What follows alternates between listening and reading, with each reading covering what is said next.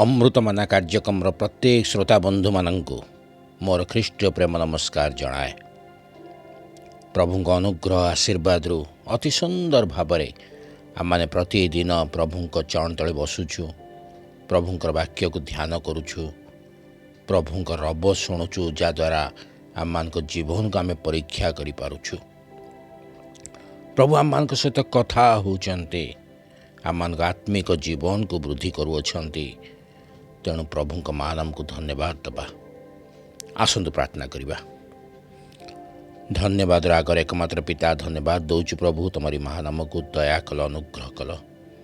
हाँ प्रभु, दिन अपरदिन देखे आज दिवस मध्य देखा देल, धन्यवाद दौचु प्रभु। आम पाप हेतु, आम अयोग्यता हेतु आमको तुम दंड दौन प्रभु। केवल तुम आम को प्रेम करी आम को सुजोग दौच जे आम परिवर्तित हो तुम निकट को फेरी जावा भाई। प्रभु प्रति मुहूर्त आम को साहाय्य करुच प्रभु। तुम वाक्य दे आम को निज जीवन को परीक्षा करने सुजोग दौच, धन्यवाद दौचु। हाँ प्रभु, आज जो वाक्य दबाक जाऊछ से वाक्य बुझापी साहाय्य कर, आशीर्वाद कर। पवित्र आत्मा को शक्ति जोगाओ, तमरी रब शुणु प्रभु, से ही परिचालना मान को प्रदान कर। प्रार्थना यीशु का नाम रे मागुअछु, आमेन। आमने एक सुंदर सहभागिता मध्य अच्छु। आमने दूर दूरांत थिले मध्य प्रभुंक नाम रे, प्रभुंकर वाक्य द्वारा आम एकत्र हो पारुछु, प्रभु चरण तले बसी पारुछु एवं आम मध्य एक सुंदर सहभागिता अच्छी। निश्चिंत भाव में प्रभु आम मध्य कार्य करुअछंती, आशीर्वाद मध्य करुअछंती। अनुरोध करे जो नूतन भाव में जॉइन करिसेंती से निश्चिंत भाव में चैनल टी को सब्सक्राइब करी जॉइन करंतु, जद्वारा आम सहभागिता मध्य रहिबे। एक दल भाव में, एक टीम भाव में आम मिसी प्रभु को प्रशंसा गौरव करुथिबा। निश्चिंत भाव में प्रभु आम को साहाय्य करुथिबे। जदि वाक्य गुड़िक भल लगे आपण मैंने अन्य को शेयर करंतु, आम को मध्य दुई पद कमेंट्स लिखि उत्साहित करंतु। निश्चिंत भाव में आपण मैंने लाइक दियंतु, कमेंट्स दियंतु। आसंतु ध्यान मध्य को जीवा। आज जो विषय ने आम ध्यान करिया को जाऊछु तार प्रसंगटी होची उचित निर्णय। उचित निर्णय प्रभु को वाक्यर गोटे अंश पाठ करिबा। ऋतर विवरण तार एक पर्व 16 पद को पाठ करिबा। ऋत तार एक पर्व 16 पद। एठारे पर लिखा जाए, ऋत कहिला, तुम्भ को त्याग करी तुम्भर पश्चात गमन करिवारु फेरी जीवाकु मते विनय न कर। जेहेतु तुम्भे जेउठाकु जीव मु मध्य सेहिठाकु जीवी। तुम्भे जेउठारे रहिब मु मध्य सेहिठारे रहिबी। तुम्भर लोक ही मोहर लोक और तुम्भर परमेश्वर ही मोहर परमेश्वर हेबे। पुनर्बार पढ़ा चाहे। ऋत कहिला, तुम्भ को त्याग करी तुम्भर पश्चात गमन करिवारु फेरी जीवाकु मते विनय न कर। जेहेतु तुम्भे जेउठाकु जीव मु मध्य सेहिठाकु जीवी। तुम्भे जेउठारे रहिब मु मध्य सेहिठारे रहिबी। तुम्भर लोक ही मोहर लोक और तुम्भर परमेश्वर ही मोहर परमेश्वर हेबे। प्रभु पढ़त वाक्य को आशीर्वाद करने सहित आम को बुझापी साहाय्य प्रदान करंतु। एठार आम देखू, नयमी निज पुत्रबधू ऋतु को कहते, तुम्भे अपना लोक मान निकट को और तुम्हार देवता निकट को फेरी जाओ। नयमी यह कहिबार कारण होची, जेतेबेले जिहुदा प्रदेश रे दुर्भिक्ष पड़िला, से समय रे बेथलियम जिहुदार जड़े लोक जार नाम एलिमेलक, से अपना भार्या और दुई पुत्रों को नहीं मोयाब देश रे प्रवेश करने को गला। तार भार्यार नाम हूँ नयमी। मोयाबरे थिबा समय एलिमेलेक मृत्यु होगला। नयमी निजर दुई पुत्र को धरी सेठार रहिले। तांकर दुई पुत्र सही मोयाब देश रे स्त्री मान को भार्या रूप में ग्रहण कले। नयमीर पुत्रवधू मान मध्य जनकर नाम अर्पा और अन्य जन नाम हूँ रुत। से माने 10 वर्ष सेठारे बास कले। तापरे नयमींकर दुई पुत्र मध्य मृत्युवरण कले। नयमी दुई पुत्रवधू तथा अर्पा और रुतों को धरी किछि दिन रहिबा परे नयमी इच्छा कले पुनर्बार जिहुदा प्रदेश को फेरी जिबे। कारण से संवाद पाइले जे परमेश्वर जिहुदा प्रदेश को आशीर्वाद करिछंती और सेमान को आहार देई अछंती। नयमी निजर पुत्रवधू मान को कहिले, तुम माने निज निज मातार गृह को फेरी जाओ। यह शुणिबा परे अर्पा निज माता गृह को फेरी गले, किंतु रुत गले नहीं। यह देखी नयमी से रुतों को कहिले, तुम्भर जा जेपरी अर्थात अर्पा जेपरी निज लोकमान को पाखु को फेरी गला सेपरी तुम्हें मध्य फेरी जाओ।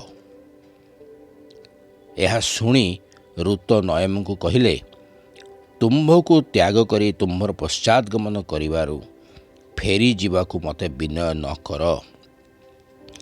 जेहेतु तुम्भे जेउठाकू जीव मु मध्य सेठाकू जीवी। तुम्भे जेउठारे रहिब मु मध्य सेहिठारे रहिबी।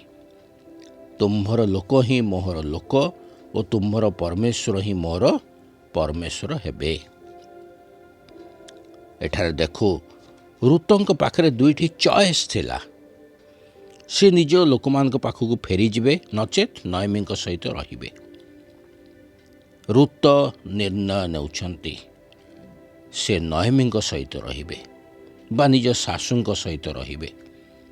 केवल सेतिक नुह, से नयमी को कहउचंती तुम्भ लोक माने मोर लोक हेबे और तुम्भर परमेश्वर मोहर परमेश्वर हेबे। रुत एठारे एक प्रकार बहुत बड़ निष्पत्ति को नौचंती। रुत होउचंती जणे मोयाबी कन्या। मोयाबी लोक माने सर्वदा परमेश्वर को विरुद्धाचरण करिवा लोक माने। से माने परमेश्वर एवं परमेश्वर को आज्ञा को मानती नहीं। किंतु एठारे सही मोयाबी जातिर एक कन्या निर्णय नौचंती बा निष्पत्ति नौचंती। से इस्राएलिय मानकर बा जिहुदी मानकर परमेश्वर को स्वीकार करी और निजर परमेश्वर बोली मानिबी बोली से निर्णय नौचंती। परवर्ती समय में देखू रुत परमेश्वर द्वारा आशीर्वाद पाउछंती।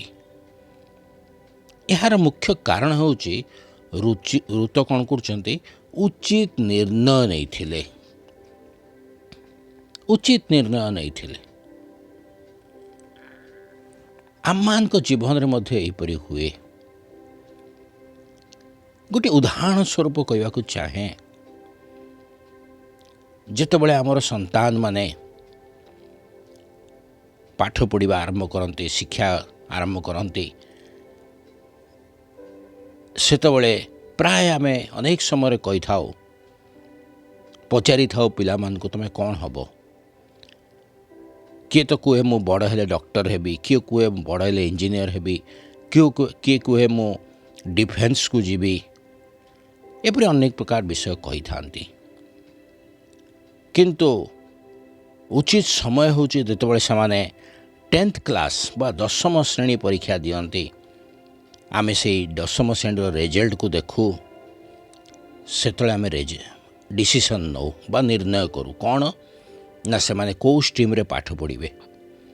अर्थात से माने साइंस पढ़िबे ना कॉमर्स पढ़िबे ना आर्ट्स पढ़िबे।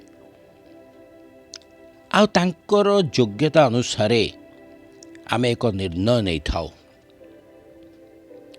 से माने को स्ट्रीम रे पाठ पढ़िबे। तत्परे कौन हुए से माने पाठ पढ़ती। किंतु जेतेबेले +2 परीक्षा दियंती ଆମେ ସେତେବେଳେ ଆଉ ଗୋଟେ ନିର୍ଣ୍ଣୟ ନେଇଥାଉ। କ'ଣ ନା ବର୍ତ୍ତମାନ ସେମାନେ କ୍ୟାରିୟରରେ କ'ଣ କରିବେ, କ'ଣ କରିବେ? ସେମାନେ ମେଡ଼ିକାଲ ଲାଇନ୍କୁ ଯିବେ ନା କୌଣସି ମ୍ୟାନେଜମେଣ୍ଟ ଲାଇନ୍କୁ ଯିବେ ବା ଟେକ୍ନିକାଲ ଲାଇନ୍କୁ ଯିବେ? ଏହା ଆମେ ନିର୍ଣ୍ଣୟ ନେଇ ସେମାନଙ୍କୁ ପାଠ ପଢ଼ାଇଥାଉ। ଏଠାରେ ପିଲାମାନଙ୍କର ନିର୍ଣ୍ଣୟ ଏବଂ ପିତାମାତାର ନିର୍ଣ୍ଣୟ ଆମ ପିଲାମାନଙ୍କର ଜୀବନ ପାଇଁ ଏକ ବିଶେଷ ସମୟ ହୋଇଥାଏ। ଯେଉଁ ସମୟରେ ଆମେ ଯେଉଁ ନିଷ୍ପତ୍ତି ନେଇଥାଉ, ଯେଉଁ ନିର୍ଣ୍ଣୟ ନେଇଥାଉ, ତାହା ଯଦି ଟିକିଏ ଭୁଲ ହୋଇଯାଏ, ଆମ ପିଲାମାନଙ୍କର ଜୀବନ ବା ସନ୍ତାନମାନଙ୍କ ଜୀବନ ପୁରା ନଷ୍ଟ ହୋଇଯାଏ। ଯଦି ଠିକ୍ ନିର୍ଣ୍ଣୟ ନେଇଥାଉ ତ ଆମ ସନ୍ତାନମାନେ ଉଚିତ ସ୍ଥାନରେ ପହଞ୍ଚି ପାରିଥାନ୍ତି। ସେହିପରି ଭାବରେ ଆମମାନଙ୍କୁ ମଧ୍ୟ ବିଭିନ୍ନ ପ୍ରକାରର ସମୟରେ ବିଭିନ୍ନ ପ୍ରକାର ନିର୍ଣ୍ଣୟ ନେବାକୁ ପଡ଼େ। ଆମେ ଋତୁର ଜୀବନରେ ଦେଖିଲୁ, ସେ ଏକ ନିର୍ଣ୍ଣୟ ନେଉଛନ୍ତି ଯେ ମୁଁ ମୋ ଶାଶୁ ନୟମୀଙ୍କ ସହିତ ରହିବି। ଏହିପରି ଏକ ନିର୍ଣ୍ଣୟ ଆମେ ଦେଖୁ ଇତୟଙ୍କର। ବାଇବେଲରେ ଆଉ ଏକ ଚରିତ୍ର ଅଛନ୍ତି ଯାହାଙ୍କ ନାଁ ହେଉଛି ଇତୟ। ଇତୟ ହେଉଛନ୍ତି ଜଣେ ଗାଥିୟ ଲୋକ। ସିଏ ଦାଉଦଙ୍କର ପାଖରେ ରହୁଥିଲେ। ଯେତେବେଳେ ଦାଉଦ ପରମେଶ୍ୱରଙ୍କ ଦୂତଙ୍କ ଠାରୁ ଶୁଣିଲେ ଅବସଲମ ଅର୍ଥାତ୍ ଦାଉଦଙ୍କର ନିଜ ପୁଅ ସେ ଦାଉଦ ଏବଂ ତାଙ୍କର ଲୋକମାନଙ୍କୁ ବଧ କରିବାକୁ ଆସୁଅଛି, ସେତେବେଳେ ଦାଉଦ ନିଜ ଲୋକମାନଙ୍କୁ କହିଲେ, ତୁମମାନେ ଫେରି ଯାଅ। ସେ ନିଜର ଦାସ ଉତ୍ତୟଙ୍କୁ ମଧ୍ୟ କହିଲେ, ଆମେ ଦ୍ୱିତୀୟ ସାମୁଏଲକୁ ଯଦି ପାଠ କରୁ 15 ପର୍ବ ତାର 19 ପଦରେ ଆମେ ପାଠ କଲେ ଆମେ ଜାଣିପାରୁ, ଦାଉଦ ଇତୟଙ୍କୁ କହିଲେ, ତୁମେ କାହିଁକି ଆମମାନଙ୍କ ସଙ୍ଗେ ଯାଉଛ? ଫେରିଯାଅ, ରାଜାଙ୍କ ସଙ୍ଗେ ରୁହ, କାରଣ ତୁମ୍ଭେ ତ ଜଣେ ବିଦେଶୀ ମଧ୍ୟ ନିର୍ବାସିତ ଲୋକ। ତୁମେ ନିଜ ସ୍ଥାନକୁ ଫେରିଯାଅ। ଆମ୍ଭେ ଯେଉଁଆଡ଼େ ପାରିବୁ ସେଆଡ଼େ ଯିବୁ। ତୁମ୍ଭେ ତ କେବଳ କାଲି ଆସିଲ, ଆଜି ଆମ୍ଭେ କି ତୁମ୍ଭକୁ ଆମମାନଙ୍କ ସଙ୍ଗେ ନେଇ ଏଣେ ତେଣେ ବୁଲାଇବା? ତୁମେ ଫେରିଯାଅ, ତୁମ ଭାଇମାନଙ୍କୁ ଫେରାଇ ନିଅ।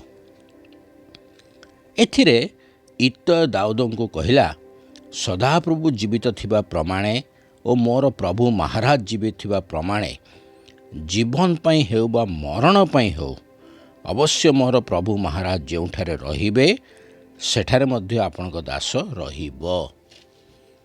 ଏହି ଘଟଣାରେ ଦେଖୁ ଇତୟ ମଧ୍ୟ କହୁଛନ୍ତି, ମୁଁ ନିଜ ରାଜ୍ୟକୁ ବା ଦେଶକୁ ଫେରିଯିବି ନାହିଁ, ବରଂ ମୁଁ ରାଜାଙ୍କ ସଙ୍ଗେ ରହିବି। ଏପରି ମଧ୍ୟ କହୁଛନ୍ତି, ଜୀବନ ହେଉ ବା ମରଣ ପାଇଁ ହେଉ ମୁଁ ରାଜାଙ୍କ ସଙ୍ଗେ ରହିବି। ଇତୟ ଏକ ନିଷ୍ପତ୍ତି ନେଉଛନ୍ତି, ଏକ ନିର୍ଣ୍ଣୟ ନେଉଛନ୍ତି। ଇତୟ କିଏ? ଇତୟ ହେଉଛନ୍ତି ଗାଥ ନିବାସୀ ଲୋକ। ଆଉ ଗାଥ ହେଉଛି ପାଲେଷ୍ଟିୟ ଅଞ୍ଚଳ। ପାଲେଷ୍ଟିୟ ମାନେ ସର୍ବଦା ଜିହୁଦୀମାନଙ୍କର ବିରୋଧୀ ଲୋକ। ତେଣୁ ଦାଉଦ ଇତୟଙ୍କୁ କହୁଛନ୍ତି, ତୁମ୍ଭେ ତ ଜଣେ ବିଦେଶୀ। ଏବଂ ଇତୟ ଦାଉଦଙ୍କଠାରେ ନିର୍ବାସିତ ଭାବରେ ରହୁଥିଲେ, କାରଣ ଦାଉଦ ପାଲେଷ୍ଟିୟ ବୀର ଗଲିଆଦକୁ ବଧ କରିବା ପରେ ପାଲେଷ୍ଟିୟର ଅନେକ ବ୍ୟକ୍ତିଙ୍କୁ ସାଉଲ ରାଜା ନିର୍ବାସିତ କରି ନିଜ ଦେଶକୁ ଆଣିଥିଲେ। ସେଥିମଧ୍ୟରୁ ଇତୟ ହେଉଛନ୍ତି ଜଣେ ବ୍ୟକ୍ତି। ତେଣୁ ଦାଉଦ ଇତୟଙ୍କୁ କହୁଛନ୍ତି, ବର୍ତ୍ତମାନ ତୁମେ ଫେରିଯାଅ, ଅର୍ଥାତ୍ ବର୍ତ୍ତମାନ ତୁମେ ସ୍ୱାଧୀନ ଅଟ। କିନ୍ତୁ ଇତୟ ଫେରିଯିବା ନିମନ୍ତେ ପ୍ରସ୍ତୁତ ନାହାନ୍ତି। ଦାଉଦ ଜାଣିଛନ୍ତି ଭବିଷ୍ୟତରେ ତାଙ୍କ ପ୍ରତି କଷ୍ଟ ଆସୁଛି। ତାଙ୍କରି ପୁତ୍ର ଅବସଲମ ତାଙ୍କୁ ଓ ତାଙ୍କରି ଲୋକମାନଙ୍କୁ ମାରିଦେବା ନିମନ୍ତେ ଚେଷ୍ଟା କରୁଛି। ଦାଉଦ ଏଣେ ତେଣେ ଲୁଚି ବୁଲୁଛନ୍ତି। ତେଣୁ ସେ ଇତୟଙ୍କୁ କହୁଛନ୍ତି, ଫେରିଯାଅ। କିନ୍ତୁ ଇତୟ ନିର୍ଣ୍ଣୟ ନେଇ ସାରିଛନ୍ତି, ସେ ରାଜାଙ୍କ ସହିତ ମୃତ୍ୟୁବରଣ କରିବେ। ରାଜାଙ୍କ ସହିତ ମରିବେ ସିନା, ଫେରିଯିବେ ନାହିଁ। ଏକ ଷ୍ଟ୍ରଙ୍ଗ ଡିସିସନ୍ ନେଇଥିଲେ। ପରବର୍ତ୍ତୀ ସମୟରେ ଆମେ ଦେଖୁ ଦାଉଦ ପୁନର୍ବାର ରାଜଗାଦିରେ ବସିବା ପରେ ତିନି ଜଣ ଯୁବାଙ୍କୁ ମନୋନୀତ କରିଥିଲେ। ସେଥିମଧ୍ୟରୁ ଜଣେ ହେଉଛନ୍ତି ଇତୟ। ଇତୟ ପୁରସ୍କାର ପାଇଥିଲେ। ସେଦିନର ଇତୟଙ୍କର ଗୋଟିଏ ନିର୍ଣ୍ଣୟ ବା ଗୋଟିଏ ନିଷ୍ପତ୍ତି ତାଙ୍କୁ ଭବିଷ୍ୟତରେ ଏକ ସୁନ୍ଦର ସୁଯୋଗ ଦେଇଥିଲା ଯେ ଦାଉଦଙ୍କ ସହିତ ସେବା କରିବା ପାଇଁ ଦାଉଦ ତାଙ୍କୁ ମନୋନୀତ କରିଥିଲେ। ଆଜି ଆମେ ଦୁଇ ଜଣଙ୍କ ବିଷୟରେ ଧ୍ୟାନ କଲୁ। ଦୁଇଟି ଉଦାହରଣ ଦେଖିଲୁ, ରୁତଙ୍କ ଉଦାହରଣ ଏବଂ ଇତୟଙ୍କ ଉଦାହରଣ। ଏଥିରୁ ଆମକୁ ଶିକ୍ଷା ମିଳେ ଆଜି ଆମର ଜୀବନ ମଧ୍ୟ ଆମର ନିର୍ଣ୍ଣୟ ଉପରେ ବା ଆମର ଚଏସେସ୍ ଉପରେ ନିର୍ଭର କରେ। ଯଦି ଆମେ ଉଚିତ ନିର୍ଣ୍ଣୟ ନେବା, ଯଦି ଆମେ ପ୍ରଭୁଙ୍କ ନିମନ୍ତେ ଛିଡ଼ା ହେବା, ଆମ ଜୀବନ ମଧ୍ୟ ଆଶୀର୍ବାଦରେ ପୂର୍ଣ୍ଣ ହେବ। ଯେପରି ରୁତଙ୍କ ଜୀବନରେ ଆଶୀର୍ବାଦରେ ପୂର୍ଣ୍ଣ ହେଲା, ଯେପରି ଇତୟଙ୍କ ଜୀବନ ଆଶୀର୍ବାଦରେ ପୂର୍ଣ୍ଣ ହେଲା, ସେହିପରି ପରମେଶ୍ୱର ଆମର ନିର୍ଣ୍ଣୟକୁ ମଧ୍ୟ ଦେଖୁଛନ୍ତି। ସେ ଆମକୁ ଆଶୀର୍ବାଦ କରିବେ। ରୁତ ଓ ଇତୟ ନିଜର ସ୍ୱାର୍ଥକୁ ଦେଖିନାହାନ୍ତି, ତେଣୁ ଆଶୀର୍ବାଦର ଅଧିକାରୀ ହୋଇପାରିଥିଲେ। ସେହିପରି ଯେତେବେଳେ କ'ଣ ହେଉଛି, ଆମ ସମ୍ମୁଖରେ ନିର୍ଣ୍ଣୟ ନେବା ନିମନ୍ତେ ବା ନିଷ୍ପତ୍ତି ନେବା ନିମନ୍ତେ ସମୟ ଆସେ, ସେତେବେଳେ ଆମେ ପରମେଶ୍ୱରଙ୍କ ବାକ୍ୟକୁ ପ୍ରଥମ ସ୍ଥାନ ଦେଇ ନିର୍ଣ୍ଣୟ ନେବା। ପରମେଶ୍ୱରଙ୍କ ଇଚ୍ଛା ଅନୁସାରେ ନିର୍ଣ୍ଣୟ ନେବା ଉଚିତ। ପରମେଶ୍ୱର ଆମର ନିର୍ଣ୍ଣୟ ଉପରେ ଆମମାନଙ୍କୁ ଆଶୀର୍ବାଦ କରିବେ। ଆମର ଜୀବନର ପ୍ରତିଟି ମୁହୂର୍ତ୍ତ, ଭବିଷ୍ୟତ ଜୀବନକୁ ସେ ସଜାଡ଼ି ଦେବେ। କିନ୍ତୁ ନିର୍ଣ୍ଣୟ ଆମେ ନେବା। ଆମେ କେଉଁଠାରେ ରହିବା? ପରମେଶ୍ୱରଙ୍କ ସହିତ ରହିବା ନା ଅନ୍ୟ ପଥରେ ଆମେ ଯିବା? ଆମର ଜୀବନର ପଥକୁ ଆମେ ବାଛିବା। ଆମେ ନିର୍ଣ୍ଣୟ ନେବା ଯେ ଆମେ କେଉଁ ପଥରେ ଯିବା। ଯଦି ପରମେଶ୍ୱରଙ୍କ ସହିତ ଲାଗି ରହିବା, ଆଶୀର୍ବାଦ ସୁନିଶ୍ଚିତ ପାଇବା। ପ୍ରଭୁ ଅଳ୍ପ ଚିନ୍ତାରେ ଆମେ ପ୍ରତ୍ୟେକଙ୍କୁ ଆଶୀର୍ବାଦ କରନ୍ତୁ। ଆସନ୍ତୁ ପ୍ରାର୍ଥନା କରିବା। ମଙ୍ଗଳମୟ ପିତା, ଧନ୍ୟବାଦ ଦେଉଛୁ ସୁନ୍ଦର ବାକ୍ୟ ପାଇଁ। ହଁ ପ୍ରଭୁ, ଆମ ଜୀବନରେ ଏକ ଉଚିତ ନିର୍ଣ୍ଣୟ ହିଁ ଆମମାନଙ୍କୁ ଆଶୀର୍ବାଦର କାରଣ କରିଥାଏ। ସୁନ୍ଦର ବାକ୍ୟ ତୁମେ ଦେଇଛ ପ୍ରଭୁ। ଇତୟଙ୍କ ଜୀବନ ଦେଇ ଉଦାହରଣ ଦେଲ ପ୍ରଭୁ, ରୁତଙ୍କ ଜୀବନ ଦେଇ ଶିକ୍ଷା ଦେଲ। ଧନ୍ୟବାଦ ଦେଉଛୁ। ହଁ ପ୍ରଭୁ, ଆମମାନେ ମଧ୍ୟ ଆଜି କେଉଁ ନିର୍ଣ୍ଣୟ ନେଇଛୁ? ଆମେ ତୁମ ସହିତ ରହିବୁ ନା ଜଗତ ସହିତ ରହିବୁ? ହଁ ପ୍ରଭୁ, ଅନନ୍ତ ଜୀବନର ପୁରସ୍କାର ପାଇବା ପାଇଁ ଆମେ ଆଜି ସଠିକ୍ ନିର୍ଣ୍ଣୟ ନେଇ ଚାଲିପାରିବୁ। ସେହିପରି ଅନୁଗ୍ରହ ଆଶୀର୍ବାଦ ପ୍ରଦାନ କର।